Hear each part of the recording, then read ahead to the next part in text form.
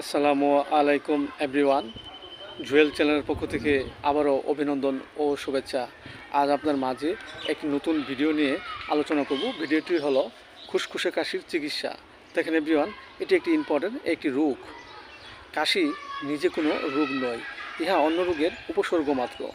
কাশি রোগ দুই ধরনের হয়ে থাকে, একটি হলো শুষ্ক কাশি আর একটি হলো সরল কাশি।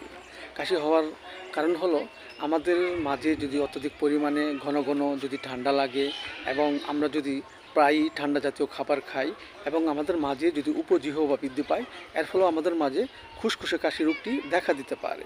সো এভরিওয়ান, এই রোগটি আমাদের মাঝে হলে যে লক্ষণগুলো থাকে তা হলো, এই রোগ আক্রান্ত ব্যক্তিটির যদি হঠাৎ ঠান্ডা লাগে এবং ঠান্ডা লাগার ফলে গলা কুটকুট করে এবং খুসখুসে এবং কাশি ভাব হয় এবং অস্থিরতা ভাব থাকে, এক্ষেত্রে আমরা যে ওষুধটি সেবন করতে পারি সেটা হলো একুনাইট 30। আমরা 2 ফোঁটা করে সকাল বিকাল 2বার সেবন করতে পারি। এছাড়া যদি আমাদের মাঝে যদি ঠান্ডা লাগে এবং গলা ব্যথা করে এবং খুসখুসে কাশি আসে, এক্ষেত্রে আমরা যে ওষুধটি সেবন করব সেটা হলো কোস্টিকাম 30। আমরা 2 ফোঁটা করে সকাল এবং বিকাল 2বার সেবন করতে পারি। এছাড়া যদি আমাদের মাঝে যদি ঠান্ডা লাগে এবং ঠান্ডা লাগার ফলে আমাদের গলায় যদি খুসখুস কাশি আসে এবং কাশতে কাশতে আমাদের চোখ মুখ যদি লাল বর্ণ ধারণ করে, এক্ষেত্রে আমরা যেটি সেবন করব সেটা হলো বেলাডোনা 30। আমরা 2 ফোঁটা করে সকাল বিকাল 2বার সেবন করতে পারি।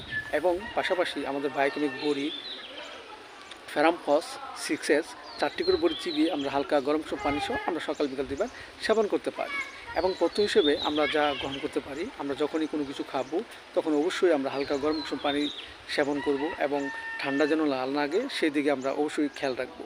এতে করে আমাদের মাঝে যে খুসখুসে কাশি তা আস্তে আস্তে ভালো হয়ে যাবে এবং সুস্থতা ফিরে আসবে। সো এভরিওয়ান, ভিডিওটি ভালো লাগলে অবশ্যই আপনারা লাইক দিবেন, পাশে থাকবেন। Thank you so much.